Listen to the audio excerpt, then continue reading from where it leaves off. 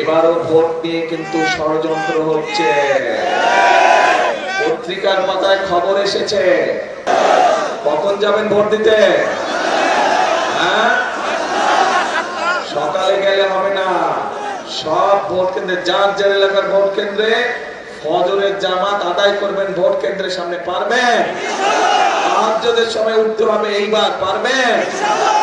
কারণ অনেক ষড়যন্ত্র হচ্ছে এই ভোটকে। ওই এর আগে যেরকম তথাকথিত ভোট এসলো, আমুদ নির্বাচন হয়েছিল, নিশিরাজের নির্বাচন হয়েছিল, এবারও ভোট নিয়ে কিন্তু ষড়যন্ত্র হচ্ছে। পত্রিকার পাতায় খবর এসেছে, বিভিন্ন সোশ্যাল মিডিয়াতে খবর এসেছে, দেখেছেন না? বিদেশে আমাদের যে ভাইরা আছে, যারা প্রবাসীরা আছে, তাদের জন্য যে ব্যালট পেপার পাঠানো হয়েছে, কিভাবে একটা দল সেই ব্যালট পেপারকে দখল করেছে, দেখেছেন এই সংবাদ? কাজে এই ষড়যন্ত্র দেশের ভিতরেও চলছে। এই জন্যই বলছি তাহাজ্জুদের নামাজ পড়তে হবে।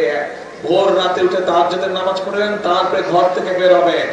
যার যার ভোট কেন্দ্রে গিয়ে ওইখানে দাঁড়িয়ে ওখানে ফজরের জামাতে নামাজ আদায় করতে হবে। পারবেন?